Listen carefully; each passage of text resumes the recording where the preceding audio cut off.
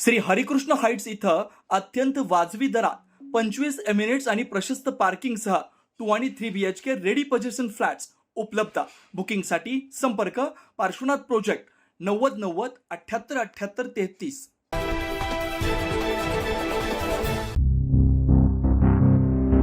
नाशिकच्या मालेगाव महानगरपालिकेत सामूहिक नमाज पठण केल्याची घटना ताजी असतानाच आता नाशिक त्र्यंबकेश्वर रोडवरील संदीप फाउंडेशन मध्ये सामूहिक नमाज पठण केल्याचा धक्कादायक प्रकार समोर आला।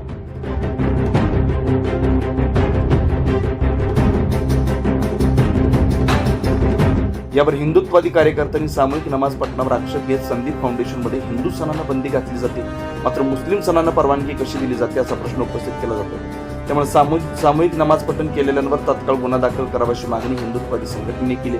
संदीप फाउंडेशन मधील नमाज पठणाचा जाहीर निषेध करत या ठिकाणी हनुमान चालीसा पठण देखील करण्यात आली असल्याची माहिती समोर आली।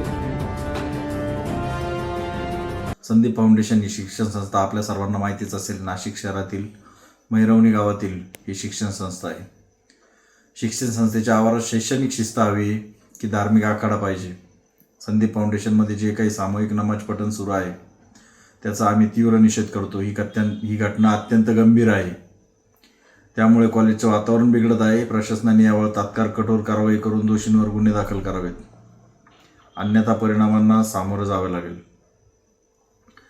आज विद्यार्थी त्या ठिकाणी हनुमान चालीसा पठण करणारे आणि आपला निषेध नोंदवणारे।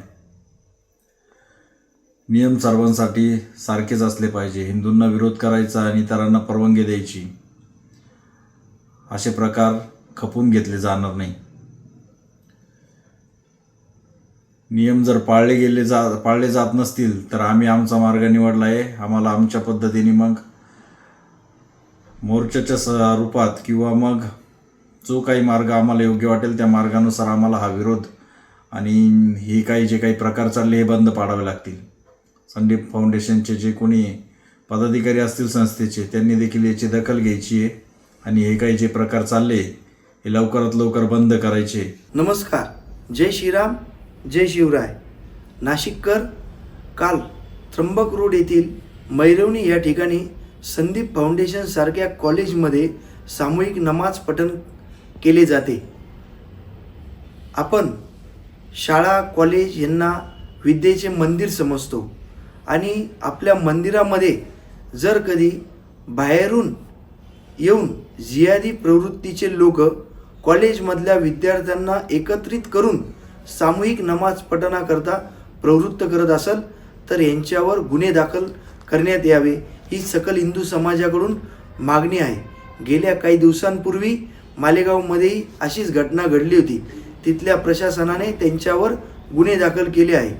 तरी आम्ही सुद्धा सकल हिंदू समाजाकडून नाशिक पोलीस प्रशासनाला विनंती करतो की याची सखोल चौकशी करून यांच्यावर गुन्हे दाखल करण्यात यावे।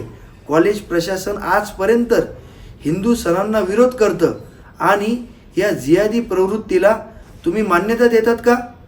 आमची सकल हिंदू समाजाकडून नाशिककरांना विनंती आहे का आज 12 वाजता त्यामुळे आता सकल हिंदू समाजानं आक्षेप घेतलेल्या संदीप फाउंडेशन मधील सामूहिक नमाज पठण करणाऱ्यांवर स्थानिक प्रशासन काय कारवाई करणार याकडे सर्वांचं लक्ष लागलंय। 9 न्यूज महाराष्ट्र ब्युरो, नाशिक।